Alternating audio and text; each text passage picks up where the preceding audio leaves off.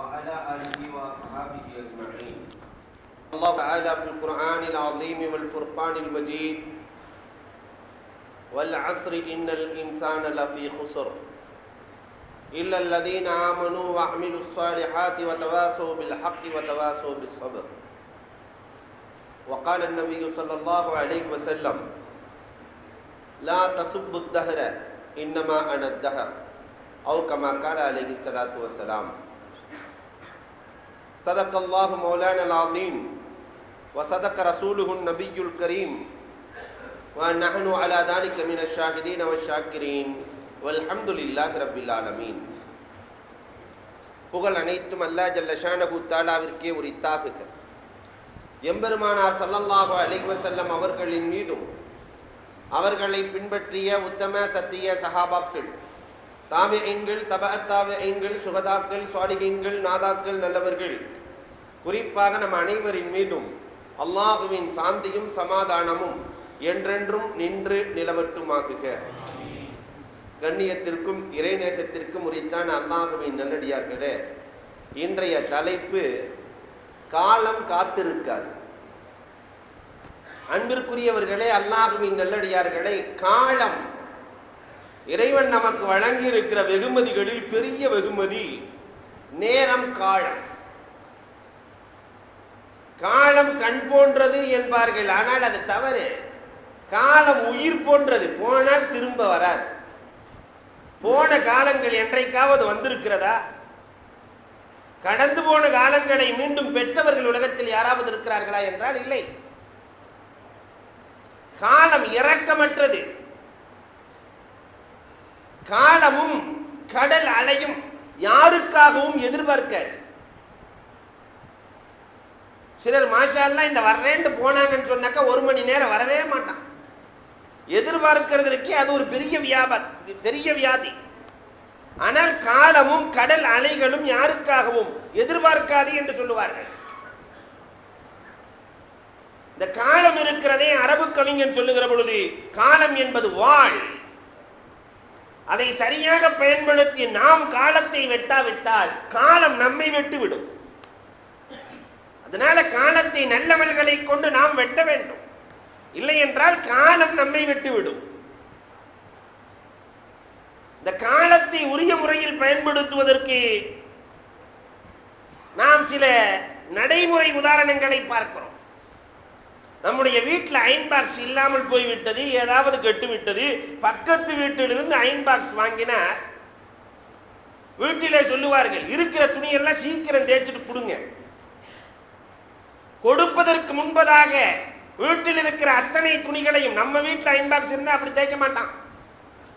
பக்கத்து வீட்டு iron box வாங்கினா அவ்வளவு வேகமாக எல்லாம் தேய்ச்சி முடிச்சு கொஞ்ச நேரத்தில் கொடுத்துருவோம். ஏன்னா திரும்ப திரும்ப போய் கேட்பதற்கு சங்கடம் இல்லையா? இதை போன்றுதான் குறுகிய நேரத்தில் எவ்வளவு வேலைகளை செய்கிறோம். காலம் குறுகிய நேரத்தில் நிறைய அமல்களை செய்து கொள்ள வேண்டும். ஏனென்றால் நம்முடைய வயது 60க்கும் 70க்கும் இடைப்பட்டது. ஹுமான் நபிகள் கோமான் ஸல்லல்லாஹு அலைஹி வஸல்லம் சொல்லியிருக்கிறார். அதனால இன்னொரு உதாரணத்தை கொண்டு கூட விளக்கினால் பொருத்தமாக இருக்கும். வாடகைக்கு கார் எடுத்தவர்கள் கொண்டு வந்து வீட்டில் சும்மா நிறுத்தி வைப்பான? காரை சும்மா நிறுத்தி வாடகை கொடுப்பதற்கு இவர்கள் ஒன்றும் பைத்தியங்கள் அல்ல. வாங்கினால் வாடகை கார் வேக வேகமாக பயன்படுத்தி மீண்டும் ஒப்படைக்கப்படும். இதை போன்று ரப்புல் ஆலமீன் காலத்தை நமக்கு வாடகையாக வழங்கி இருக்கிறார்.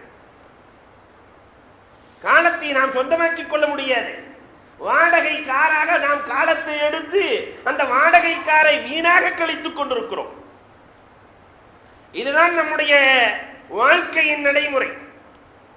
இன்னொரு விதத்திலே சொல்வதாக இருந்தால், நாம் வாழுகிற காலங்கள் பரீட்சை அறைகள். ரப்புல் ஆலமீன் பரீட்சைக்காக நம்மை உலகத்திற்கு அனுப்பியிருக்கிறார்.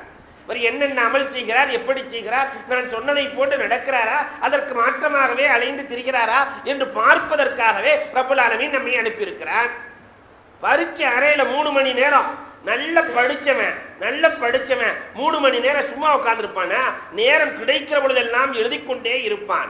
5 நிமிஷம் இருக்கும் 4 கேள்வி நிற்கும், 5 நிமிஷம் இருக்கும் 4 கேள்வி இருக்கும். எதை எழுதுறது? தடுமாறுகிறான். நேரம் போதவில்லையே என்று தடுமாறுகிறான். இதை போன்றுதான் ரப்புல் ஆலமீன் உலகத்தை நமக்கு கொடுத்து பரீட்சை அறையாக ஆக்கி நீங்கள் நல்லவர்களை கொண்டு பரீட்சை எழுதுங்கள் என்கிறான் ரப்புல் ஆலமீன். இந்த காலத்தை பயன்படுத்தி எழுதியவர்கள் வெற்றி பெறுகிறார்கள், எழுதாதவர்கள் தோல்வி அடைகிறார்கள். இதுதான் உலகத்தினுடைய நடைமுறை. உலகத்திலேயே நாம் சாதாரணமாக பார்க்கலாம்.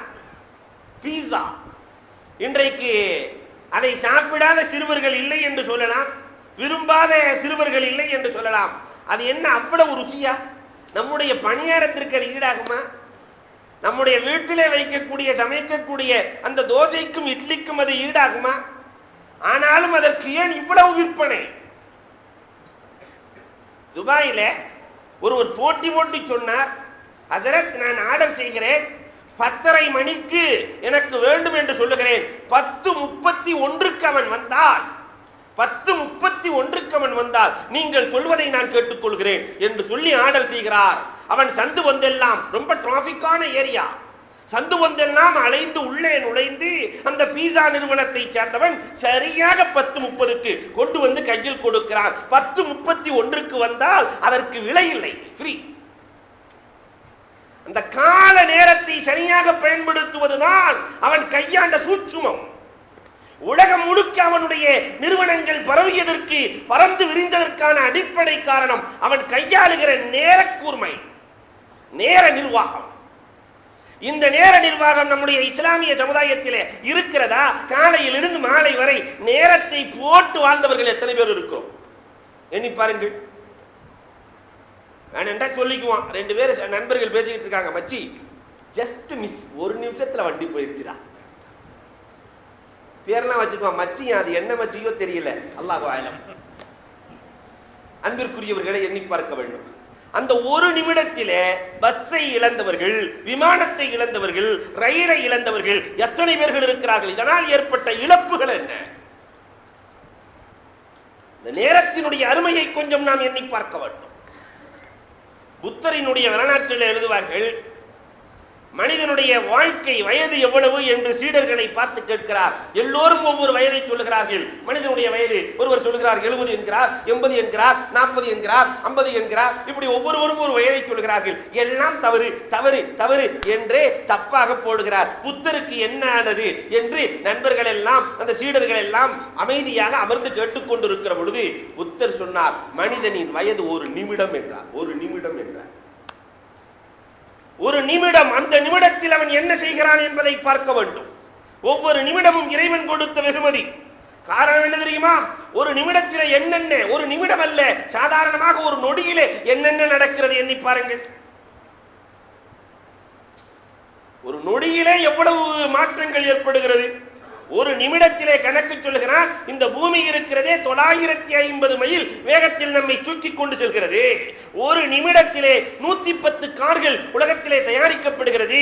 1 நிமிடத்திலே 150 குழந்தைகள் பிறக்கிறது. 1 நிமிடத்திலே 100 பேர்கள் இறக்கிறார்கள். 1 நிமிடத்திலே 35 திருமணங்கள் நடக்கிறது. 1 நிமிடத்திலே 3 விவாகரத்துகள் நடக்கிறது என்று பட்டியல் கொடுக்கிறானே. 1 நிமிடத்தில் என்றால் நாம் எண்ணி பார்க்க வேண்டும், நாம் தொலைத்தது எவ்வளவு என்பதை பாருங்கள். வாழ்க்கையிலே நாம் தொலைத்தது எவ்வளவு? வாழ்க்கை என்பதே 1 நிமிடம். நம்முடைய வயதை யாரும் அறிந்து கொள்ள முடியாது. அல்லாஹ் தஆலா வயசை சொல்லல, டேட் ஆஃப் பர்த் சொன்ன அல்லாஹ் கொஞ்சம் டேட் ஆஃப் டெத்தை மறைச்சு வச்சுட்டான். டேட் ஆஃப் டெத்தை மட்டும் சொல்லி இருந்தான் நடக்கிறதே வேற. ஒவ்வொருத்தரும் பார்த்து இன்னொருத்தர், அப்துல் காதர் பாய் அஸ்ஸலாமு அலைக்கும், ஆகஸ்ட் 15 நல்ல நாள் போறீங்க சொல்லி விடுவார்கள் அல்லவா? செப்டம்பரா, சரி நோம்பு முடிஞ்சு போக போறீங்க, உங்களுக்கு அல்லாஹ் இந்த பாக்கியத்தை வழங்கி இருக்கிறான். என்ன நடக்கும்? உலகமே இயங்காதே.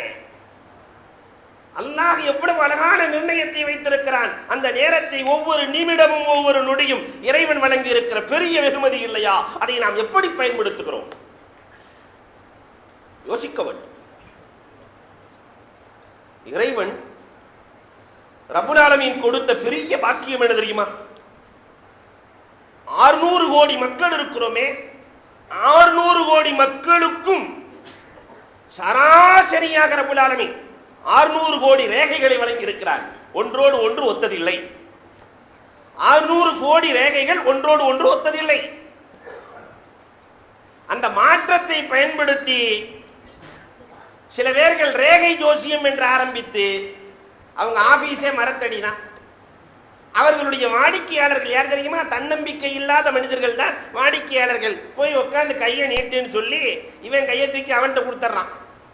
கையை நீட்டி பார்த்த உடனே 6 மாதத்துக்கு உனக்கு சிறைச்சில் எமன் உட்காந்துருக்கிறான், 6 மாதம் வேலைக்கு போகாதடான்னு உட்கார வச்சிடறான்.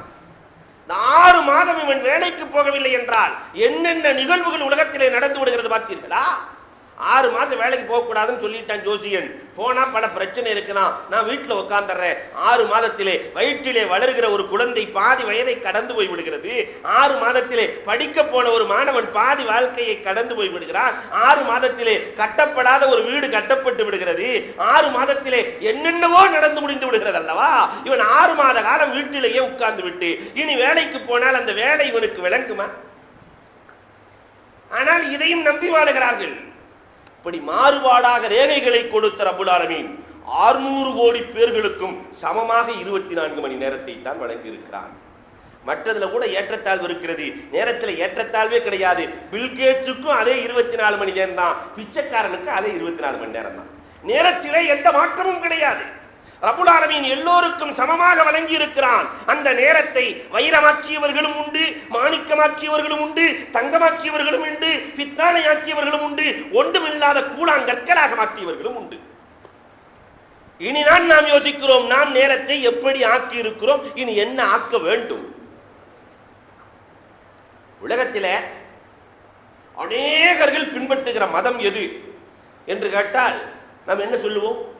உலகத்திலே அநேகர்கள் நிறைய பேர்கள் பின்பற்றுகிற மதம் எது என்று கேட்டால் நான் சொல்லுவேன், தாமிதம் என்பதைத்தான் பின்பற்றுகிறார். உலகத்தில் அதிகமான பேர்கள் பின்பற்றுவது தாமிதம். சொன்ன வேலையை கரெக்டா செய்யாம கொஞ்ச நேரம் ஆயிடுச்சு கோச்சுக்காதீங்க. இந்த தாமிதம் என்பதுதான் சோம்பலின் அடையாளம். இன்றைக்கு லாஜிக்காக ஒன்றை பயன்படுத்துகிற வளமை உண்டு.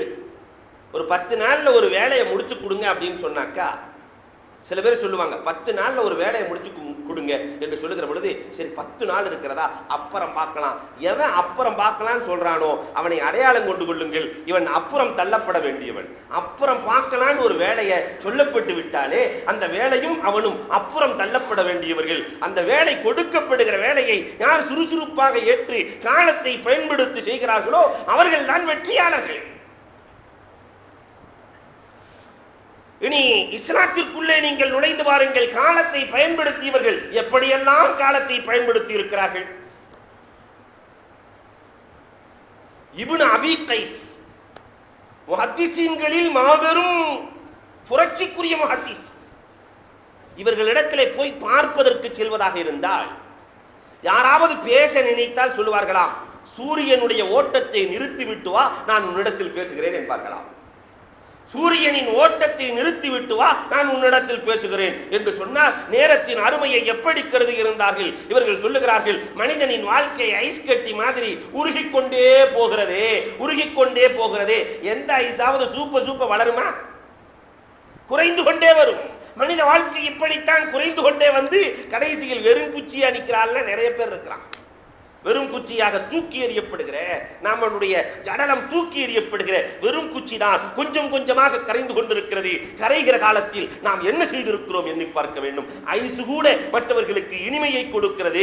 நாம் வாடுகிற பொழுது மற்றவர்களுக்கு இனிமையை வழங்கி இருக்கிறோமா எண்ணி பார்க்க வேண்டும். உடைந்த குடத்தை போல என்கிறார் இப்னு அபி கைஸ். மனிதனுடைய வாழ்க்கை உடைந்த குடம் மாதிரி. குடம் உடைஞ்சிருச்சுன்னு சொன்னா அதுல தண்ணி விழுந்துச்சுன்னா தண்ணியை ஊற்றி வச்சா சொட்டு சொட்டா கீழே போயிட்டு இருக்கோம். ஒவ்வொரு நாளும் உடைந்த குடத்திலிருந்து வெளியே வருகிற சொட்டுக்கள் நம்முடைய நாட்கள் கழிந்து கொண்டே இருக்கிறது. சில பேர்களுக்கு குடத்தினுடைய அடிபாகத்துக்கு வந்த ஆளும் உண்டு, இப்பதான் தண்ணி ஊத்தப்பட்ட ஆளும் உண்டு, பாதி குடம் முடிஞ்ச ஆளும் உண்டு. இப்படி குடம் உடைந்த குடத்திற்கு சொந்தக்காரர்கள் நாம். எனவே அன்பிற்குரியவர்களே, நேரத்தை சரியாக கணிக்க வேண்டும் என்று சொல்லி காட்டுகிறார் இப்னு அபீ கைஸ் அவர்கள். வரலாறுகளை நாம் பார்க்கிறோம். நேரத்தை எப்படி பயன்படுத்தி இருக்கிறார்கள் இறைநேசர்கள். வரலாற்றை புரட்டுங்கள். அபு யூசுப் ரஹ்மத்துல்லாஹி தஆலா அலைஹி காதியுல் குதார், அபு யூசுப் ரஹ்மத்துல்லாஹி தஆலா அலைஹி மரணப்படுக்கையில் படுத்திருக்கிறார்கள். ஒரு நேரம் கூட அவங்க வீணடிச்சதாக வரலாறு இல்லை. மரணப்படுக்கையில் படுத்திருக்கிறார்கள். 2 பேர்கள் பேசிக் கொண்டிருக்கிறார்கள். ஒரு மசாலாவை பற்றி பேசிக் கொண்டிருக்கிறார்கள். என்ன மசாலா தெரியுமா? ஹஜ்ஜுக்கு சென்றவர்கள் கல்லெறிய வேண்டும், ஹஜ்ஜுக்கு சென்றவர்கள் கல்லெறிய வேண்டும் சைத்தானுக்கு. வாகனத்திலே எறிவதா நடந்து போய் எறிவதா என்று சர்ச்சை செய்து கொண்டிருக்கிறார்கள். ஒருவர் சொல்லுகிறார் வாகனத்திலே தான் எறிய வேண்டும், இன்னொருவர் சொல்லுகிறார் இல்லை இல்லை நடந்து போய்த்தான் எறிய வேண்டும். இப்படி 2 பேரும் மாத்தி மாத்தி பேசிட்டு இருக்கிறாங்க.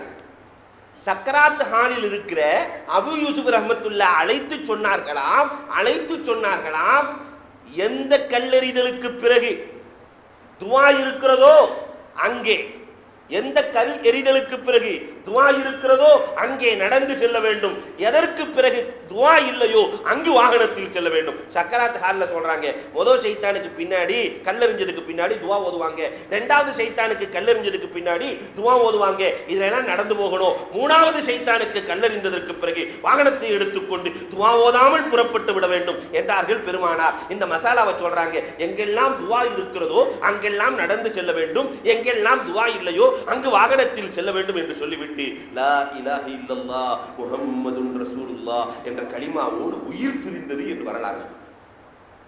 உயிர் பிரிவதற்கு 2-3 நிமிடங்களுக்கு முன்னால் அவர்கள் கொடுத்த தீர்ப்பு இது என்றால் எந்த அளவிற்கு அவர்கள் காலத்தை கையாண்டிருக்கிறார்கள்.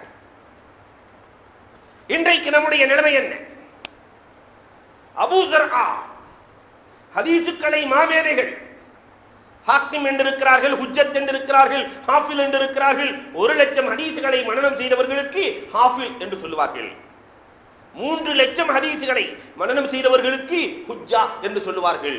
எல்லா ஹதீசுகளையும், உலகத்தில் இருக்கிற அத்தனை ஹதீசுகளையும் மனனம் செய்தவர்களுக்கு ஹாக்கிம் என்று சொல்லுவார்கள். அபூ ஸர்ஆவினுடைய மாணவர், திருமணம் முடித்த மாணவர், ஒரு நாள் லேட்டாக வருகிறார் வீட்டுக்கு. பாடம் எல்லாம் முடிந்ததற்கு பிறகு மனைவி கேட்குறாங்க, உங்க உஸ்தாது என்னை கூட பெருசா போயிட்டாரோ? உலகத்தில் அந்த காலத்திலையும் பிவி அப்படித்தான் இருந்திருக்கிறாங்க, இந்த காலத்திலையும் லேட்டா போனா பிவி அப்படித்தான். உஸ்தாது ஒருத்தரை கல்யாணம் பண்ணிட்டாக்கா முழுமையாக எனக்குத்தான் வேண்டும் என்று நினைப்பாள் மனைவி. என்ன கூட உஸ்தாது பெருசா போயிட்டாரோ என்று கண்டமாய் ஆசிரியரை பேச, கடும் கோபத்திலே அபூ ஸர்ஆ சொன்னார்கள், என் ஆசிரியரினுடைய ஆற்றல் என்ன தெரியுமா என்று ஒரு கேள்வியை எழுப்ப, உடனே மனைவி கேட்டாங்க, அவங்க என்ன பெரிய ஹாஃபிதோ, அவங்க என்ன பெரிய காரியோ, அவங்க என்ன பெரிய ஹுஜ்ஜாவோ, அவங்க என்ன பெரிய ஹாக்கிமோ என்று வரிசையா எழுந்திருச்சு அந்த அம்மா. என்னுடைய ஆசிரியர் மட்டும் ஹாஃபிதாக இல்லை என்றால் 1,00,000 ஹதீஸ் என்னுடைய ஆசிரியருக்கு தெரியலன்னா நீ தலாக்குன்ட்ட. சொன்னதுக்கு பின்னாடி தான் பயம். இந்த அம்மாவுக்கு எடுத்துக்கிச்சு, இவருக்கும் எடுத்துக்கொண்டது நல்ல மனைவியை இப்படி விட்டுவிட போகிறோமோ, ஆஹா இவர் இப்படி தலாக்கை சொல்லிவிட்டாரே என்ன செய்வது என்று அந்த அம்மா புலம்பிக் கொண்டு இருக்கிறார்கள். கடைசியில அபூ ஸர்ஆ தயங்கி, அபூ ஸர்ஆவினுடைய மாணவர் தயங்கி அபூ ஸர்ஆவிடத்திலே சென்று, நான் இப்படி ஒன்று சொல்லிவிட்டேன், உங்களுக்கு 1,00,000 ஹதீஸ் தெரியலன்னு சொன்னா, 1,00,000 ஹதீஸ் தெரியவில்லை என்று சொன்னால் என்னுடைய மனைவி தலாக் என்று சொல்லிவிட்டேன். அபூ ஸர்ஆ சிரித்தார்களாம். எனக்கு 1,00,000 ஹதீஸ் எவ்வளவு மனப்பாடம் தெரியுமா? எப்படி மனப்பாடம் தெரியுமா? சூரத்துல் ஃபாத்திஹா எப்படி உமக்கு மனப்பாடமோ அப்படி மனப்பாடம் என்றார்களாம். சூரத்துல் ஃபாத்திஹா தெரியாதவங்க யாராவது இருக்க முடியுமா? இது ஒன்று 1,00,000 ஹதீசுகள் எனக்கு மனனம் சொல்லிவிட்டு சொன்னார்கள். இவர்களுடைய வரலாறுகளை கொஞ்சம் நாம் புரட்டுகிற பொழுது அபூ ஸர்ஆவினுடைய கடைசி நேரம், ஒரு நிமிஷம் கூட வீணடித்ததாக வரலாறு இல்லை. கடைசி நேரம் அபூ ஸர்ஆ ரிவாயத்தை செய்கிறார்கள். ஹதீசுகளை மாணவர்களை கூப்பிட்டுட்டு சக்கராத் ஹால்ல படுத்துக்கொண்டு ஒரு ஹதீஸை ரிவாயத்தை செய்கிறார்கள். எந்த ஹதீஸ் தெரியுமா? மன் கான ஆகிரு கலாமிஹி லா இலாஹ இல்லல்லாஹ் தஹலல் ஜன்னah. யாருடைய வார்த்தை கடைசி வார்த்தை லா இலாஹ இல்லல்லாஹ் என்று முடிகிறதோ அவர் சொர்க்கத்தில் நுழைவார் என்று கண்ணை மூடினார்கள். இருப்பவர்கள் எல்லாம் இன்னா லில்லாஹி வ இன்னா இன்னா இலைஹி ராஜிஊன் என்று சொல்லுகிற அளவிற்கு மாற்றப்பட்டார்கள் என்றால் அவர்களுடைய வாழ்க்கையை, நேரத்தை எப்படி கழித்திருக்கிறார்கள் என்பதை பார்க்கிறோம். இன்றைக்கு நாம் எப்படி கழிக்கிறோம்? உண்டு கழிக்கிறோம், இவ்வளவுதான். அல்லது தெருமுனைகளிலே நின்று பேசி கழிக்கிறோம். வாழ்க்கையிலே நேரங்களை பயனாக, புனிதமாக கழித்தவர்கள் எத்தனை பேர்கள் இருக்கிறோம் எண்ணி பார்க்க வேண்டும். யஹ்யா இப்னு முஈன் ஹதீசுக்களை வல்லுநர்கள் மாபெரும் ஞானி என்று ஓட்டப்பட்டவர்கள். யஹ்யா இப்னு முஈன் இவரிடத்தில் ஒரு ஹதீஸை கேட்பதற்காக ஒருவர் வந்தார். ஹதீஸு உங்கள்கிட்ட ஒரு ஹதீஸை கேட்கலான்னு வந்திருக்கிறேன். யஹ்யா இப்னு முஈன் சொன்னாங்க, கிதாபுலையும் நான் எழுதி வச்சிருக்கிறேன் அந்த ஹதீஸை, மனனமாகவும் எனக்கு தெரியும். கிதாபை எடுத்துட்டு வரீங்களா, நான் சொல்லட்டுமா? நான் கிதாபை எடுத்துட்டு வந்துடுறேனே என்று மாணவர் சொல்லுகிற பொழுது, இல்லை இல்லை, போறதுக்குள்ளாட்டி ரூபு போயிடலாம் அல்லது உங்க ரூபு போயிடலாம், அதனால இப்பொழுதே கேட்டுக்கொள்ளுங்கள், நேரத்தினுடைய அருமையை புரிந்து கேட்டுக்கொள்ளுங்கள் என்று உடனே ஹதீஸை சொல்லிக் கொடுத்தார்கள் என்று வரலாறு சொல்லுகிறது. கிடைத்த நேரத்தை பயன்படுத்த வேண்டும் என்ற பாடத்தை சொல்லிக் கொடுக்கிறார்கள். அன்புக்குரிய இளைஞர்களே, நாம் கிடைத்த நேரத்தை எப்படி பயன்படுத்துவது? இறைவன் நமக்கு வழங்கி இருக்கிற நேரங்கள், அதனால வயசானவங்களுக்கு நான் சொல்லலைன்னு நினைச்சிக்க வேண்டாம்.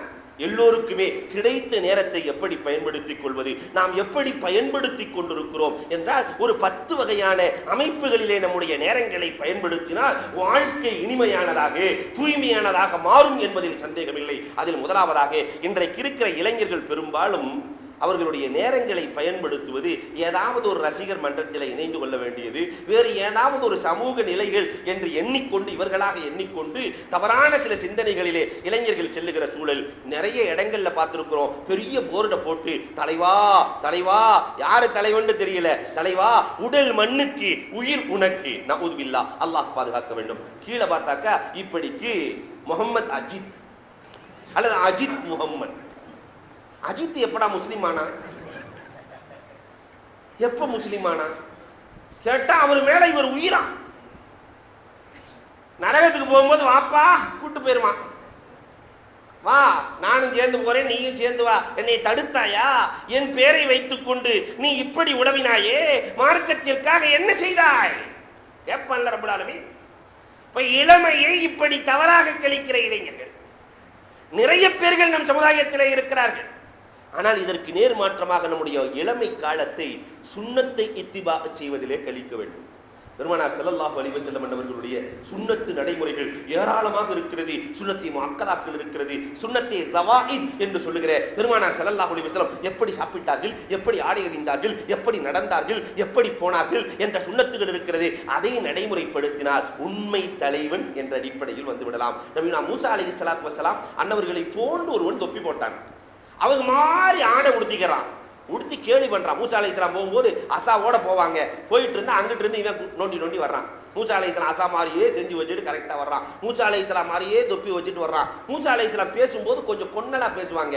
இவன் நல்லா தான் பேசுறவன், ஆனாலும் கொஞ்சம் கொன்னலா பேசுறான். மூசா அலைஹிஸ்ஸலாம் மாதிரியே பேசுறான். மூசா அலைஹிஸ்ஸலாத்துக்கு வந்ததே கோபம். பொதுவாகவே இயற்கை ஒரு மனிதனுக்கு அவனை மாதிரி இன்னொருத்தன் பேசினா விட மாட்டான்.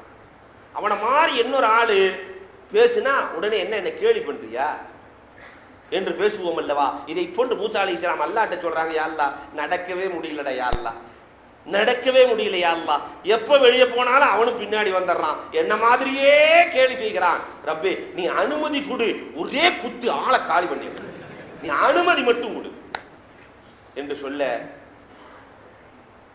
மூசா அலைஹிஸ்ஸலாத்தை பார்த்து, நபியை போன்று இருக்கிறான், விடு மூசா. அதுக்கு பிறகு நடக்கிறது. கடைசியில் பொறுத்து பார்த்துட்டு மூசா அலைஹிஸ்ஸலாம், யா அல்லாஹ் என்னத்தான் அடிக்க விடல, நீயாவது ஆள் ஹலாக்காக்கி ஆளை போட்டு நீ அழித்தால் கேட்பதற்கு ஆள் இல்லை ரப்பே, நான் அழித்தால் கூட கேள்விக்கு ஆள் இருக்கிறது, நீ ஒருவருடைய உயிரை பறித்தால் கேட்பதற்கு ஆளே இல்லை, நீயே கொன்று விடு ரப்பே. உன்னே அல்லாஹ் தஆலா சொல்றான், மூசா ஒரு நபியை போன்று இருப்பவரை கொள்வதற்கு எனக்கு மனம் வரவில்லை மூசா. ஒரு நபி மாதிரி தானே தோற்றம் அளிச்சிருக்கிறாரு, உன்ன மாதிரி இருக்கிறதுனால என் பார்வைக்கு அவர் மூசாவாகவே தெரிகிறார். மூசா ஒரு நபியாகவே தெரிகிறார். அவரை தொடுகிற பொழுது உன்னை தொடுகிற உணர்வு வருகிறது மூசா, அதனால் நான் விட்டு விட்டேன் மூசாங்கிறான். நம்ம நாயகத்தை போல நடந்தா, நம்ம பெருமானாரினுடைய நடைமுறையில் நடந்தால், என்னுடைய கண்மணி நாயகம் இப்படி முடிவைத்தார்கள், அதனால் நான் அப்படி வைக்கிறேன். என் நாயகம் நடக்கிற பொழுது மேட்டிலிருந்து பள்ளத்திற்கு இறங்குவதை போன்று நடப்பார்கள், அதை போன்று நான் நடக்கிறேன். என் நாயகம் வலது பக்கத்திலிருந்து அருகிலிருந்து எடுத்து எடுத்து அழகாக அமர்வார்கள், உண்டு சாப்பிடுவார்கள். நான் அப்படி சாப்பிடுகிறேன். என் கண்மணி, என் தலைவர், அவர் சீவுகிற பொழுது நேர்மாங்கு எடுத்து சீவுவார்கள், நான் அப்படி சீவுகிறேன். என்னுடைய நாயகத்திற்கு என்னவெல்லாம் பிடிக்குமோ அதுதான் எனக்கும் பிடிக்கும் என்ற நடைமுறை ஒரு இளைஞனுக்கு வர ஆரம்பித்து விட்டால் ரப்புல் ஆலமீன் எவ்வளவு புலகாஞ்சிதம் அடைவான், எவ்வளவு ஆனந்தம் அடைவான். என்னுடைய ஹபீபை போல இவன் நடக்கிறானா, இவனுக்கு நான் நேர்வழி காட்டுகிற பொறுப்பை நான் எடுத்துக் கொள்கிறேன் என்று ரப்புல் ஆலமீன் நேர்வழி காட்ட மாட்டானா? ஆனால் இன்றைக்கு நம்முடைய நிலை என்னவாக இருக்கிறது என்று பார்க்கிறோம். ஒரு சஹாபி மேலே உள்ள பட்டனே போட மாட்டார், பாக்கி எல்லாம் பட்டன் போடுகிறார், மேலே உள்ள பட்டன் மட்டும் போட மாட்டார். என்ன காரணம் என்று சஹாபாக்கள் கேட்கிற பொழுது பெருமானார் ஸல்லல்லாஹு அலைஹி வஸல்லம் மேலே பட்டன் போடுவதில்லை, அதனால் நான் போடுவதில்லை. சுன்னத்தை ஜவாஹி இப்படிதான் செய்யணுங்கிறது இல்லை. பெருமானாரின் காலத்திலே அவர்களுக்கு தோதுவாக செய்தார்கள், அதையே இவர் பின்பற்றுகிறார். என் தலைவர் செய்தார், நான் செய்கிறேன். ஒருவருக்கு சுருட்ட முடி, அடர்த்தி முடி, பெருமானார் நேர்மாங்கு எடுக்கிறார்கள், இவருக்கு நேர்மாங்கு வருமா? வராதே. நீக்ரோக்காரர்கள் எல்லாம் பார்த்துருக்கலாம், சூடானிஸு சுத்தி முடி இருக்கும், அவன் நேர்மாங்கு எடுக்கணும்னு நினைச்சா சீப்பு உடைஞ்சிரும், நேர்மாங்கு எடுக்க முடியாது. ஆனால் அந்த சஹாபி பார்க்கிறார், பெருமானார் நேர்மாங்கு எடுத்தார்கள், நானும் எடுக்க வேண்டும். நெருப்பை எடுத்து சுட்டுக் கொண்டார். அந்த இடம் முழுக்க பெருமானார் மாங்கெடுத்ததை போன்று இருக்க வேண்டுமே என்று சுட்டுக் கொள்கிறார். அப்போ ஒரு தலைவருக்கு எப்படி வெளிப்பட வேண்டும் என்று எண்ணி பார்க்க வேண்டும். வரலாறுகளை பார்க்கிறோம். அனஸ் ரலியல்லாஹு தஆலாவுக்கு சொரக்காயை பிடிக்காது. பார்த்தா சால்னா எங்க வச்சாலும் சொரக்காயான் தான் தேடிட்டு இருக்கிறாங்க. அரபுகளிடத்துல இந்த சுரக்காய் குழம்பு என்று ரொம்ப ஃபேமஸா இருக்கும். இன்றைக்கும் இருக்கிறது, அன்றும் இருந்தது. கறியிலையும் போட்டுக்குவாங்க. நம்ம ஆளுங்க சாம்பார்ல மட்டும் போடுவாங்க, கறியிலையும் போட்டுக்குவாங்க. அந்த சுரக்காயை மட்டும் அனஸ் ரலியல்லாஹு தஆலா எடுத்து எடுத்து சாப்பிடுகிறார்கள்.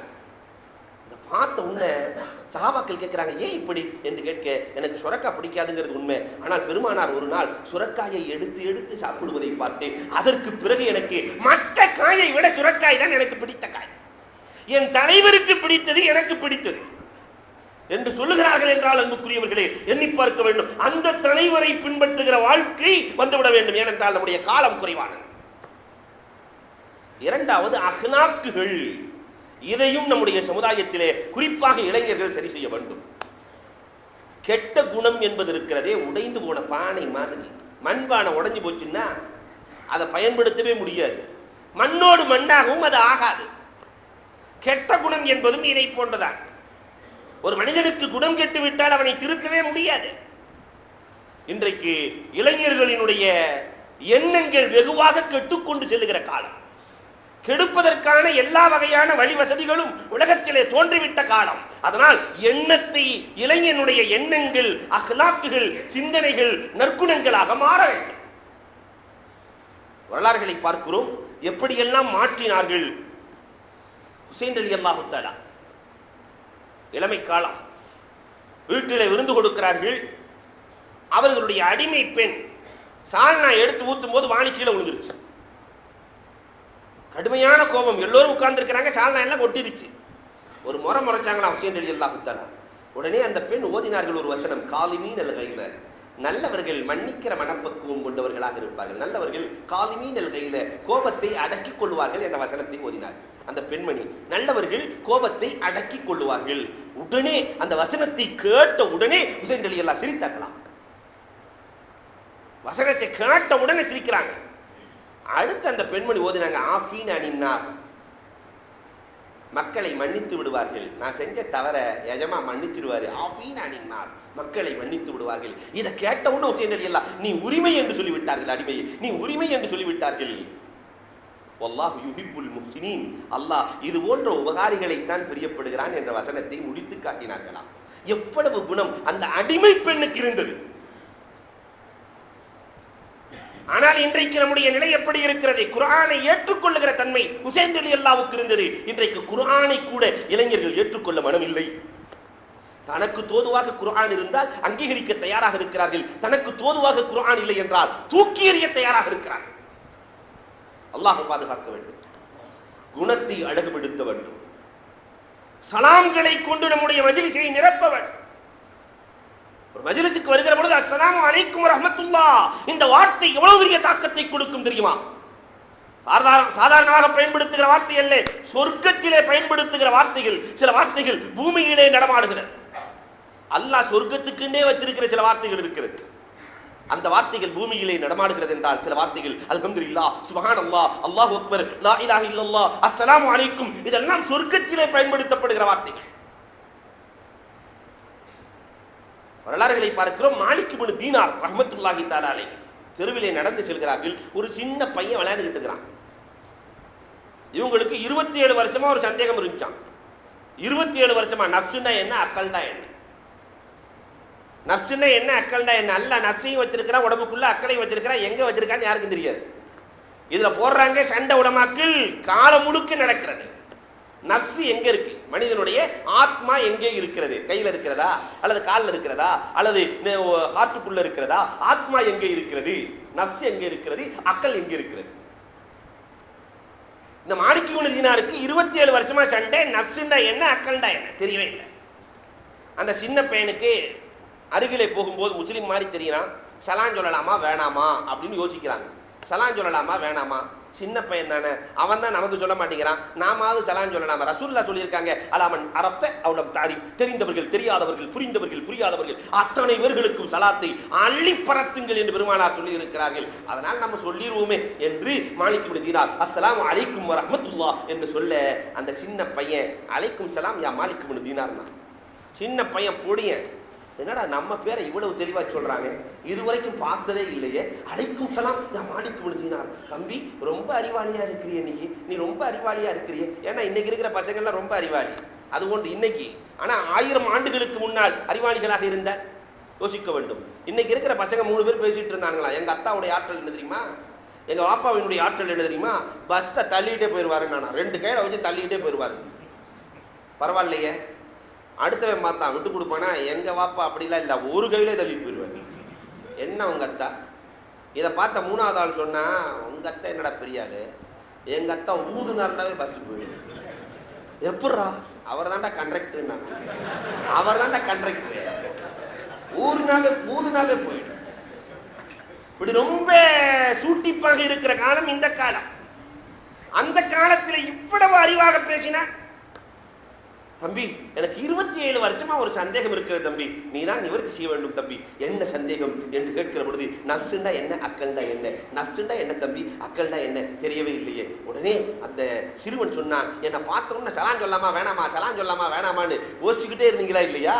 சின்ன பையன் இவனு சலான் சொல்ல மாட்டேங்கிறான், சலான் சொல்லாமா வேணாமா, சலான் சொல்லாமா வேணாமா என்று எண்ணிக்கொண்டே இருந்தீர்களே, அதுதான் நஃப்ஸ். ஒரு முடிவெடுத்தீர்கள் அல்லவா, சிறுவராக இருந்தாலும் பரவாயில்லை, சலாம் சொல்லிவிட வேண்டும், ரசூலுல்லாஹ் சொல்லி இருக்கிறார்கள். அதனால் ஒரு முடிவெடுத்தீர்கள் அல்லவா, இந்த முடிவுக்கு பேர் தான் அக்கல். சொல்லுகிறார்கள் மாலிக் இப்னு தீனார், இந்த வரலாற்றை எழுதிவிட்டு சொல்கிறார்கள், ஒரு சலாம் எனக்கு 27 ஆண்டுகளின் சந்தேகத்தை தீர்த்தது என்கிறார்கள். நிறைய இடங்களிலே ட்ரெயின்ல செல்லக்கூடியவர்கள் ஒரு சலான் சொல்லி அவர்களுடைய காரியம் எத்தனை நடந்திருக்கிறது, ஒரு சலாம் எத்தனை காரியத்தை நடத்தி இருக்கிறது. ஒரு பஸ்ஸில் ஒருவர் ட்ரெயினிலே தன்னுடைய ரூபாயை இழந்து விட்டார், இன்னொருவரை பார்க்கிறார், தொப்பி போட்டு வர்றாரு, அஸ்ஸலாமு அலைக்கும் என்று சொல்ல, அலைக்கும் சலாம், எங்க இருந்து இங்க வர்றீங்க, இந்த மாதிரி இங்க இருந்து வர்றேன், என்னுடைய பரிசு தொலைஞ்சு போச்சு என்று சொன்னவுடன் உடனே அவருக்கு உண்டான நிவர்த்திகள் சரியாக செய்யப்படுகிறது. ஒரு சலாம் அவருடைய அத்தனை பிரச்சனையும் தீர்க்கிறதே. இங்கு மட்டுமல்ல, உலகத்தில் மட்டுமல்ல, ஆகிரத்திலும் இவருடைய பிரச்சனையை தீர்த்து காட்டுவது சலாம். இந்த சலாம் என்ற அகலாக் நம்முடைய இளைஞர்களின் உள்ளத்திலே புகுந்திருக்கிறதா? ஸ்கூல்ல போகும்போது ஒரு இஸ்லாமிய சகோதரனை பார்க்கும்போது இன்னொரு இஸ்லாமிய சகோதரன் சலாம் சொல்லி இருக்கிறோமா? காலேஜுக்குள்ள போகும்போது ஒரு இஸ்லாமிய சகோதரன் இன்னொரு இஸ்லாமிய சகோதரனை பார்க்கிற பொழுது அஸ்ஸலாமு அலைக்கும் என்று முகமன் சொல்லி இருக்கிறோமா? இல்லையே. அதனால இளைஞர்களே, நம்முடைய காலம் இனிமேல் கடக்கிற காலம் சலாத்தை கொண்டு கடக்கட்டும். 3வதாக இன்றைய இளைஞர்கள் கடைபிடிக்க வேண்டியது ஹிதுமத்துல் ஹல்க். நம்முடைய காலங்களிலே சமுதாயத்திற்கு கொஞ்சம் பணி செய்யணும். ஹிதுமத்துல் ஹல்க், மனிதர்களுக்கு மட்டுமல்ல, நம்முடைய மூதாதையர்கள் மனிதர்களுக்கு மட்டுமல்ல மிருகங்களையும் கவனித்திருக்கிறார்கள். அப்துல்லாஹ் இப்னு ஜுபைர் ரலியல்லாஹு தஆலாவினுடைய வரலாறுகளை கொஞ்சம் நீங்கள் பாருங்கள். கொடைக்கே பேர் போனவர்கள் அப்துல்லாஹ் இப்னு ஜுபைர். அவர்களுடைய குடும்பத்தார்கள் கொடைக்கே பேர் போனவர்கள். அவர்களை போன்று கொடை கொடுப்பவர்கள் யாரும் இல்லை. இவர்களுடைய தோட்டத்துக்கு செல்கிறார்கள். அப்துல்லாஹ் இப்னு ஸுபைர் ரலியல்லாஹு தஆலா தோட்டத்திலே இவர்களின் அடிமை. பொதுவாகவே அடிமைகள் சாப்பிடுவது ஒரு நேரம் தான். அடிமைகளுக்குரிய உணவே ஒரு நேரம் தான். மதிய நேரத்திலே மட்டும் சாப்பிடுவார்கள், மற்ற நேரம் சாப்பிட மாட்டார்கள். 3 ரொட்டி. அடிமை 3 ரொட்டிகளை கொண்டு வந்து அமர்ந்திருக்கிறார். எங்கிருந்தோ ஒரு நாய் வந்திருக்கிறது. அப்துல்லாஹ் இப்னு ஸுபைர் ரலியல்லாஹு தஆலா பார்த்துக்கிட்டே இருக்கிறாங்க. அந்த அடிமை ஒரு ரொட்டியை எடுத்து துண்டு துண்டா போட்டு நாய்க்கு கொடுத்துட்டாரு. இதை பார்த்துக்கிட்டு இருக்காங்க. நம்மெல்லாம் என்னடா தான தர்மம் செய்கிறோம், இருக்கிறதே 3 ரொட்டி, இவ்வளவு கடுமையா வேலை செஞ்சுட்டு அந்த 3 ரொட்டியில ஒன்ன தர்மம் செய்து விட்டாரே என்னுடைய அடிமை என்று சந்தோஷ பெருவெள்ளத்திலே அப்துல்லாஹ் இப்னு ஸுபைர் ரலியல்லாஹு தஆலா இருக்கிற பொழுது அந்த நாய் போனதாக தெரியவில்லை. அந்த நாயை பார்த்த உடனே இந்த அடிமை இன்னொரு ரொட்டியையும் துண்டு துண்டா ஆக்கி அந்த நாய்க்கு கொடுக்கிறார். சந்தோஷமாக நாய் சாப்பிடுகிறது. அதை பார்த்து பார்த்து இந்த அடிமை ரசித்துக் கொண்டிருக்கிறார். இன்னும் கொஞ்சம் அப்துல்லாஹ் இப்னு ஸுபைர் ரலியல்லாஹு தஆலா எண்ணி பார்க்கிறார்கள். 3ல 2 கொடுத்துட்டானே இந்த மனுஷன், 3ல 2 கொடுத்துட்டானே இந்த மனுஷன், தன்னை கூட பார்க்காம இந்த நாய்க்கு இவ்வளவு இரக்கமா என்று சொல்லிவிட்டு எதிர்பார்த்து கொண்டிருக்கிறார்கள். அந்த நாய் போகவில்லை. 3வது ரொட்டியையும் தனித்தனியாக துண்டாக்கி அந்த நாய்க்கு கொடுத்து அந்த அடிமை மகிழ்கிறார். இதை பார்த்த உடனே அப்துல்லாஹ் இப்னு ஸுபைர் ரலியல்லாஹு தஆலா உடனே முன்னாடி வந்து நீ உன்னை நான் உரிமை விட்டு விட்டேன். நான் இனி என்ன பெரிய கொடைவல்லல், இருக்கிற பகுதிகளில் ஏதோ ஒன்றை கொடுப்பது பெரிய கொடைத்தன்மை அல்ல, உன்னிடத்தில் இருக்கிற அத்தனையும் நீ கொடுத்து விட்டாயே, எப்படி உனக்கு மனம் வந்தது என்று கேட்கிற பொழுது அந்த அடிமை சொன்ன வார்த்தை என்ன தெரியுமா? இந்த பகுதிகளிலே நாய் இல்லை எஜமானே, இந்த பகுதிகளிலே நாய் இல்லை, எங்கோ இருந்து வந்திருக்கிறது. பாவம், ஒன்றை போட்டதற்கு பிறகு போகும் என்று நினைத்தேன், போகவில்லை, பசி தீரவில்லை, அதற்கு பாவம். 2வது 3வதையும் போட்டேன். ஒரு நாய் நம்மை தேடி வந்திருக்கிற பொழுது, நம்மை நாடி வந்திருக்கிற பொழுது அதை பட்னியோடு அனுப்ப எனக்கு மனம் வரவில்லை எஜமானே என்று சொன்னார். ஒரு நாயை பட்டினியாக அனுப்புவதற்கு கூட அப்துல்லாஹ் இப்னு ஸுபைரினுடைய அடிமைக்கு மனமில்லை. இன்றைக்கு பெற்றோர்களை பட்டினி போடுகிற பிள்ளைகள் சமுதாயத்தில் இருக்கிறார்கள். தன்னுடைய சகோதரிகளை பட்டினி போடுகிற பிள்ளைகள் சமுதாயத்தில் இருக்கிறார்கள். சகோதரிகள் இருக்கிறார்கள். எத்தனையோ சகோதரிகள் இன்றைக்கு நோன்பிற்கு ஆடை வாங்கக்கூட வழியில்லாமல் இருக்கிறார்கள். ஆனால் நம் சமுதாயத்தில் ஒரு சிலர்கள் நல்ல பண மூட்டைகளை வைத்துக் கொண்டு அவர்களுடைய நலனை காணாமல் இருக்கிறார்களே. அன்புக்குரியவர்களே, இவர்களுக்கு காலம் பதில் சொல்லாதா? எண்ணி பார்க்க. அதனால இளைஞர்களாக இருப்பவர்கள் ஹிதுமத்துல் ஹல்க், படைப்பிடங்களுக்கு உதவி செய்ய வேண்டும். மிருகங்களை விடுங்கள், மனிதர்கள் தேவையுள்ளவர்கள் இருக்கிறார்களே, அவர்களுக்கு உடலால் பொருளால் எல்லா வகையிலும் உதவி யார் செய்கிறார்களோ அவர்கள்தான் காலத்தை வெல்பவர்கள்.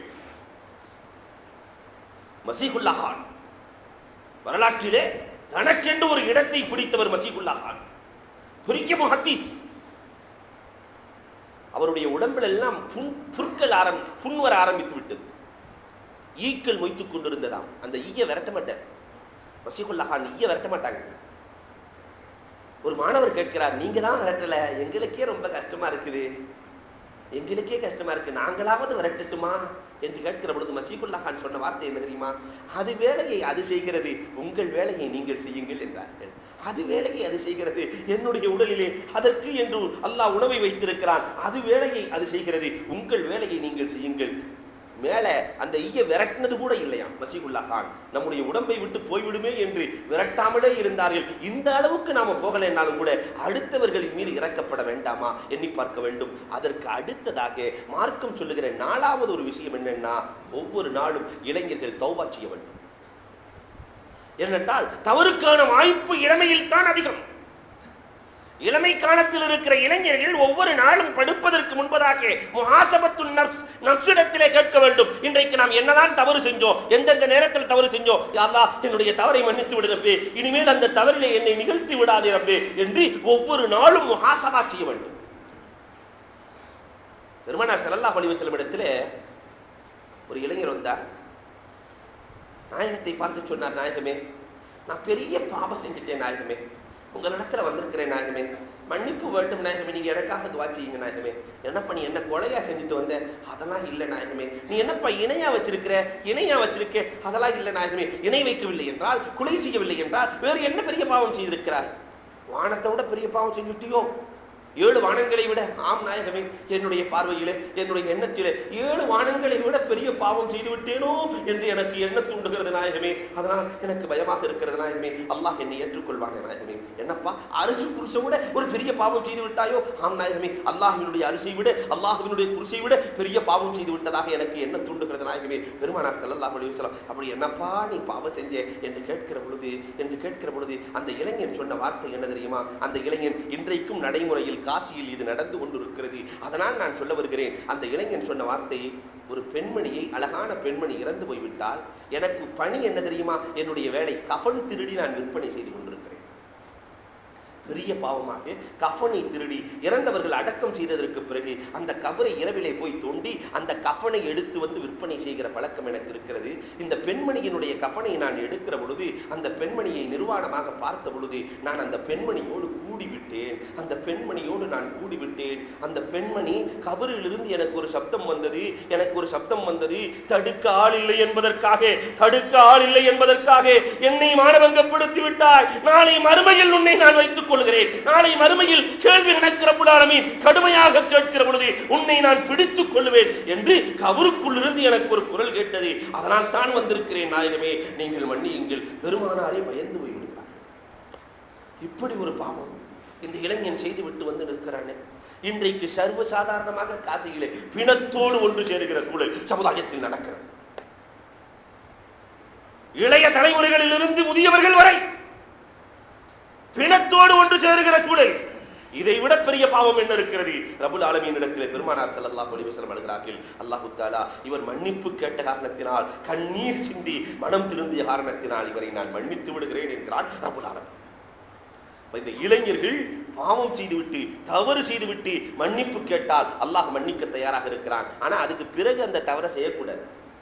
அல்லாஹ்வையே சில இளைஞர்கள் கேவலப்படுத்துறது. இன்னைக்கு தௌபா செஞ்சுட்டு, காக்கா தௌபா செஞ்ச மாதிரி தௌபா செஞ்சுட்டு அடுத்த நாள் அந்த பாவத்திலே அல்லாஹுவை இழிச்சவாயனாக ஆக்கினார் ரப்புல் ஆலமீன். அல்லாஹுவை விட கீரத் ரோஷக்காரன் உலகத்தில் யாரும் இல்லை. தௌபா செய்ய வேண்டும். 5ஆவதாக இன்றைக்கு இருக்கக்கூடிய இளைஞர்களுக்கு மிக முக்கியமான விஷயம் ஒன்று இருக்கிறது என்று சொன்னால், அந்த இளைஞர்கள் வாழ்க்கையில் இளமை பருவத்திலேயே இபாதத்தும் இருக்க வேண்டும், தன்னுடைய குடும்பத்தையும் கவனிக்க வேண்டும். இபாதத்தோடு கூடி குடும்பத்தை கவனிக்கிற பொறுப்பு இளைஞர்களுக்கு இருக்கிறது. காலத்தை வீணாக்காமல் இபாதத்தும் இருக்க வேண்டும், குடும்பத்திற்கும் உழைக்க வேண்டும். இந்த இளைஞனை தான் மார்க்கம் விரும்புகிறது. ஹுமான் நபிகள் கோமான் ஸல்லல்லாஹு அலைஹி வஸல்லம் விரும்புகிறார்கள். உமரே ஃபாரூக் ரலியல்லாஹு தஆலா அவர்கள் சொல்கிறார்கள், இன்ன ஸமாஅ லா தம்திரு தஹபன் வலா ஃபில்லா. வானம் இருக்கிறதே தங்கத்தையும் வெள்ளியையும் கொண்டு வந்து கொட்டாது. வானம் கொண்டு வந்து கொட்டாது, நாம தான் போய் தேடணும். அதனால இளைஞர்களே, இபாதத்தை முடித்துவிட்டு ஆரோக்கியமான வாழ்விற்காக நம்முடைய குடும்பத்தில் நம்மையும், நம்முடைய பிள்ளைகளையும், நம்முடைய மூதாதையர்கள் பெற்றவர்களையும் கவனிப்பதற்காக பொருளாதாரத்தையும் ஈட்ட வேண்டும். அல்லாஹ் சொல்லும் போது ரொம்ப அழகா சொல்றான், இதா குலியத்தி ஸலா, தொழுக முடிஞ்சுனா ஃபன்தஷிரு ஃபில் அர்த், பூமியிலே பறந்து விரிந்து போய் உங்களுக்காக நான் பொருளாதாரத்தை போட்டு வைத்திருக்கிறேன், நீங்கள் எடுங்கள் என்கிறான் அல்லாஹ். ஃபம்சு ஃபி மனாகிபிஹா, குர்ஆனிலே இன்னொரு இடத்திலே சொல்கிறான், சந்து பொந்தெல்லாம் அலைந்து திரிந்து உங்கள் பொருளாதாரத்தை தேடுங்கள், உங்கள் குடும்பத்தை காப்பாற்றுங்கள் என்கிறான் ரப்புல் ஆலமீன். அதனால் இபாதத்தும் வேண்டும், குடும்பத்தையும் காக்க வேண்டும், சமுதாய பணியும் வேண்டும். இந்த மூன்றும் ஒருங்கே இந்த இளைஞர்கள் காலத்தை கவனித்து சரியாக செய்தால் கண்டிப்பாக இந்த உலகத்திலும் ரப்புல் ஆலமீன் வெற்றியை வைத்திருக்கிறான், வரும் உலகத்திலும் அல்லாஹ் தஆலா வெற்றியை வைத்திருக்கிறான். அதனால இந்த காலம் போனால் திரும்பி வராது. கனிகிற காலத்தை பயன்படுத்தி ஈருலகத்திலும் வெற்றி பெறுகிற வாக்கியத்தை வல்லோன் அல்லாஹ் நம் அனைவருக்கும் வழங்குவானாக. வாஹிரு தாவா அனில் ஹம்துலில்லாஹி ரப்பில் ஆலமீன். இன்றைய மசாயில் பாங்கை பற்றி பார்த்து வருகிறோம். இந்த பாங்கி எப்படி கடமையாக்கப்பட்டது? சுவாரஸ்யமான வரலாறுகளில் ஒன்று இந்த வரலாறு. கனவிலே பாங்கு கடமையாக்கப்படுகிறது. மதீனாவிற்கு போனதற்கு பிறகு எக்ஸ்டென்ஷன் ஏரியா மதீனாவிலே கொஞ்சம் மக்கள் அதிகமாகிறார்கள். அஸ்ஸலா அஸ்ஸலா என்று சொல்லுகிற பழக்கம் இருந்தது, எல்லாரும் வந்துருவாங்க. ஆனால் இன்னைக்கு நிறைய தெருவுக்கள் வந்து விட்டது. தொழுகைக்கு எப்படி ஒன்று சேர்ப்பது? ஒருவர் சொல்லுகிறார், நாக்கூர் எடுத்துக்கொள்வோம், அந்த ஒரு கொம்பை எடுத்து ஊதுவோம், அதை வச்சு வந்துடுவாங்க. இன்னொருத்தர் சொல்கிறாரு, இல்லை நெருப்பை மூட்டலாம், வந்துடுவாங்க. இன்னொருத்தர் சொல்கிறாரு, டபரா அடிக்கலாம், வந்துடுவாங்க. இதெல்லாம் யூதர்கள், நசாராக்கள், மஜூசுகளுடைய அடையாளம். இதெல்லாம் வேணாண்டாச்சு. இந்த குழப்பத்திலேயே போய் எல்லோரும் தூங்குகிறார்கள். நாளை வாங்கு எப்படி சொல்வது, என்ன செய்வது, மக்களை அழைப்பதற்கு என்ன வழி என்று எல்லாம் போய் தூங்கிட்டு இருக்கிறாங்க. அப்துல்லாஹ் இப்னு ஸைத் இப்னு அப்து ரப்பிஹி ஒரு சஹாபியினுடைய பேர். இந்த சஹாபி யாருன்னா நாயகத்தின் மீது அளவு கடந்த அன்பு கொண்டவர். ரசூலுல்லாஹ்வுடைய மரணத்திற்கு பிறகு அவர் கேட்ட துவா என்ன தெரியுமா? ரசூலுல்லாஹ்வுடைய மரண செய்தி வந்த உடனே அல்லாஹும்ம இத்ஹபில் பஸர் லா அன்துர் பாத ஹபீபி அஹதா, யா அல்லாஹ் இந்த கண் பெருமானாரை பார்த்த கண், இதற்கு மேல் நான் யாரையுமே பார்க்க கூடாது, என் கண்ணை குருடாக்கி விடு என்று கேட்டார். அல்லாஹ் கண்ணை குக்கினான். பெருமானாருக்கு பிறகு இவர் வேறு எந்த மனிதரையும் பார்த்ததில்லை. இந்த சஹாபி கனவு காணுகிறார். 2 மலக்குகளை பார்த்தார். ஒரு மலக்கு சொல்லுகிறார் தொழுகைக்கு அழைப்பதற்கு என்ன வழி என்று, இன்னொரு மலக்கு சொல்லுகிறார் நாக்கூசை பயன்படுத்தலாம், கொம்ப வச்சுக்கலாமே, இல்லை அதெல்லாம் வேண்டாம். இன்னொரு வேறு என்ன பயன்படுத்தலாம், ஏதாவது டபரா அடிக்கலாமா, இல்லை அதெல்லாம் வேண்டாம். இன்னொரு மலக்கு சொல்றாரு நெருப்பை மூட்டலாமே, அதெல்லாம் வேண்டாம். சொல்லிவிட்டு அந்த மலக்கு சொல்லிக் கொடுக்கிறார் அல்லாஹு அக்பர் அல்லாஹு அக்பர் அல்லாஹு அக்பர் அல்லாஹு அக்பர். இன்றைக்கு வாங்க சொல்லுகிற அத்தனை வார்த்தைகளையும் சொல்லிக் கொடுக்கிறார். இதை கேட்ட உடனே அப்துல்லாஹ் இப்னு ஸைத் இப்னு அப்து ரப்பிஹி தஹஜ்ஜுத் நேரத்தில் கேட்குறாங்க. கேட்ட உடனே பறக்கிறாங்க ரசூலுல்லாஹ் இடத்துல. நாயகமே இப்படி ஒரு கனவு கண்டேன் நாயகமே என்று சொல்ல பெருமானார் ஸல்லல்லாஹு அலைஹி வஸல்லம் இது உண்மையான கனவு, இது உண்மையான கனவு, வாங்கு சொல்வதை போன்று காணுகிற கனவு, உண்மையான கனவு என்று சொல்லி பிலால் ரலியல்லாஹ் உயர்ந்த குரலை கொண்டவர்கள், அவர்களை அழையுங்கள், இவர் சொல்லுகிற வார்த்தையை அப்படியே சொல்லுங்கள். அப்படியே சொல்லி வாங்கு சொல்லி முடிக்கப்படுகிறது. வாங்கு சத்தத்தை கேட்ட உடனே உமர் ரலியல்லாஹு தஆலா வேட்டி சரியா கூட கட்டளையாம். புகாரியிலே வருகிற பொழுது வேட்டியை இழுத்துக்கிட்டே ஓடியாந்தாங்க. நாயகமே இந்த கனவை நான் கண்டேன், எப்படி நீங்கள் வாங்க சொல்கிறீர்கள்? நான் கண்ட கனவை வாங்கு எப்படி நீங்க சொல்றீங்க? உடனே பெருமானார் சொன்னார். பெருமானார் ஸல்லல்லாஹு அலைஹி வஸல்லம் சொல்றாங்க அப்துல்லாஹ் இப்னு ஸைத் இப்னு அப்து ரப்பிஹி கண்டிருக்கிறார்கள். உடனே உமர் ரலியல்லாஹு தஆலா இதை நினைச்சு வாழ்க்கை முழுக்க கஷ்டப்பட்டாங்களாம். எண்ணின் மூலமாக பாங்கு கடமையாக்கப்பட்டிருந்தால் எங்கெல்லாம் பாங்கு சொல்லப்படுதோ அந்த நன்மையெல்லாம் எனக்கு ஷேர் ஆகுமே, என விட்டுட்டு அப்துல்லாஹ் இப்னு ஸைதுக்கு போயிட்டு இருக்குதே என்று வாழ்நாள் முழுக்க கஷ்டப்பட்டாங்க, கவலைப்பட்டாங்க. கனவின் மூலமாகத்தான் பாங்கு கடமையாக்கப்படுகிறார். இந்த பாங்கு தொழுகைக்கா நேரத்திற்கா? பாங்கு தொழுகைக்கா நேரத்திற்கா? நேரத்திற்கு பாங்கு என்றால் கலா தொழுகைக்கெல்லாம் பாங்கு கூடாதுன்னு வரும். அதனால தொழுகைக்கு பாங்கு என்பது தொழுகைக்கு தானே தவிர நேரத்திற்கு அல்ல. ஒரு நேரம் வந்த உடனே கரெக்டாக 12:45 வாங்க சொல்லிடணும் அப்படிங்கிற அர்த்தம் அல்ல. தொழுகைக்கு தான் பாங்கு, நேரத்திற்கு அல்ல. அதனால ஒரு சில இடங்கள்ல 1 மணிக்கு பாங்கு சொல்லப்படும், 1:30 மணிக்கு தொழுகை நடக்கும். ஒரு சில இடங்கள்ல 1:30 மணிக்கு பாங்கு சொல்லப்படும், 2:30 மணிக்கு தொழுகை நடக்கும். இப்படியெல்லாம் நடக்கும். அதனால பாங்கு என்பது தொழுகைக்கு தானே தவிர நேரத்திற்கு அல்ல. இன்னொரு மஸ்அலாவை நாம் புரிந்தாக வேண்டும். இந்த பாங்கு சொல்லுகிற பொழுது ஒழு இல்லாமல் பாங்கு சொல்லலாமா என்றால் ஒழு இல்லாமல் பாங்கு சொல்லலாம். ஆனால் குளிப்பு கடமையானவர் பாங்கு சொல்வது மக்ரூ தஹரீம். குளிப்பு கடமையானவர் பாங்கு சொல்ல முடியாது. பெருமானார் ஸல்லல்லாஹு அலைஹி வஸல்லம் ஒரு ஹதீஸில் இப்படி சொல்லி இருக்கிறார்கள். பாங்கை பற்றி சொல்லுகிற பொழுது பாங்கை கேட்டால் ஷைத்தான் ஓடி விடுகிறான். தொழுகைக்குள்ள வர்ற ஷைத்தான் பாங்கை கேட்டால் ஓடி போயிடுறான். இதற்கு என்ன காரணம்? முஃபஸ்ஸிரீன்கள் எழுதுகிற பொழுது எழுதுகிறார்கள், பாங்கினுடைய சத்தத்தை யாரெல்லாம் கேட்கிறார்களோ அவர்களெல்லாம் மோதினாருக்காக வேண்டி ஷஹாதத்து சொல்லுவார்கள், சாட்சி சொல்லுவார்கள். ஒரு பாங்கு சொன்னார்னு. நம்ம ஷாவுல் பாய்க்கு நிறைய சாட்சிகள் இருக்கிறது. கற்கள், முற்கள், மரங்கள் எதெல்லாம் கேட்குதோ அதனால இப்லீஸும் சாட்சி சொல்ல வேண்டிய சூழ்நிலை வந்துடும் இல்லையா? பாங்க கேட்ட இப்லீஸே வந்து நான் பாங்கு சொல்ல கேட்டிருக்கிறேன், இவர் பாங்கு சொன்னாருன்னு சாட்சி சொல்ல வேண்டிய சூழ்நிலை வந்துவிடும். அந்த சூழ்நிலை தனக்கு வரக்கூடாது என்பதற்காக பாங்கு சத்தம் கேட்காத இடத்துக்கு ஓடிடுவான். இது மாதிரி அதற்கு பிறகு வந்து விடுவான். காமத்து சொல்லும் போது திரும்பி ஓடிடுவான், அதுக்கு பிறகு வந்துடுவான். பெருமானார் ஸல்லல்லாஹு அலைஹி வஸல்லம் அவர்கள் இந்த ஹதீஸை சொல்லி காட்டுகிறார்கள். இதே நேரத்தில் சில பேர்களுக்கு இந்த ஒரு பழக்கமும் இருக்கிறது. காமத்து சொல்லும் போது கையை கட்டி நின்றுக்கிறது, தொழுகையில் நிற்கிற மாதிரி. இது ஹதீஸில் இல்லாத ஒரு பழக்கம். எப்படி இருக்கணுங்கிற அவசியம் இல்லை. அதே மாதிரி ஜுமாவில் உட்காரும் போது மொதல் குத்துபாவில் ஒரு மாதிரி உட்கார்றது, அத்தையாத்தில் முதல் குத்துபாவில் கையை கட்டி உட்காந்துக்குவாங்க, 2வது குத்துபாவில் அத்தையாத்து ஓதுற மாதிரி உட்காந்துக்கிறது. இதுவும் ஷரியத்தில் இல்லை. இது ஒரு அதபாக கையாளப்படுகிறதே தவிர இது சுன்னத்தோ முஸ்தஹப்போ வாஜிபோ எதுவும் கிடையாது என்பதையும் நாம் மனதில் வைத்துக் கொள்ள வேண்டும். இதுபோன்று ஒரு மனிதனுக்கு தொழுகை கலாவாகிவிட்டால் பாங்கும் இக்காமத்தும் சொல்ல வேண்டுமா? கலா தொழுகை தொழுகிறோம், வெளியூருக்கு போகிறோம், அல்லது தனியாக நாம் தொழ வேண்டிய சூழ்நிலை ஏற்படுகிறது, பாங்கும் இக்காமத்தும் வேண்டுமா என்றால் கண்டிப்பாக பாங்கும் இக்காமத்தும் வேண்டும். பல தொழுகை ஒருவருக்கு கலாவாக இருக்கிறது. ஒரு பாங்கு பல காமத். உதாரணமாக ஒருத்தர் 4 தொழுகை கலா செய்யலாம் என்று நினைத்து கொண்டிருக்கிறார். அப்போ 4 தொழுகை ஒரே மஜ்லிஸில் 4 தொழுகையை கலா செய்யணும் என்று அவர் நினைப்பாரையானால் ஒரு பாங்கு சொல்ல வேண்டும், 4 காமத்து சொல்ல வேண்டும். இதுதான் மார்க்கம் சொல்லுகிற முறை.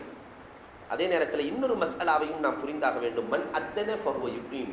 எது ஆரோக்கியமான முறை என்றால் பாங்கு சொன்னவர் தான் காமத்து சொல்ல வேண்டும். ஆனால் அவர் அனுமதி கொடுத்தால் மற்றவர்கள் சொல்லலாம்.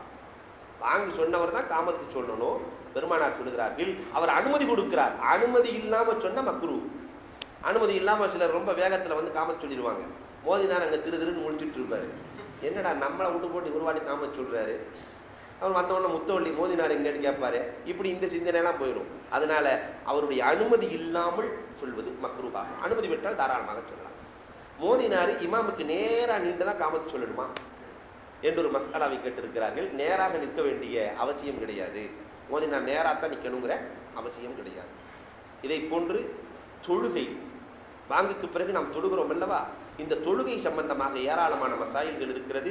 இன்ஷா அல்லாஹ் இது சம்பந்தமாக நாளை பார்க்கலாம். அல்லாஹ் ஜல்ல ஷானஹு தஆலா கேட்டதின்படி அமல் செய்கிற தௌஃபீக்கை நம் அனைவருக்கும் வழங்குவானாக. வாஹிரு தஅவா அனில் ஹம்துலில்லாஹி ரப்பில் ஆலமீன்.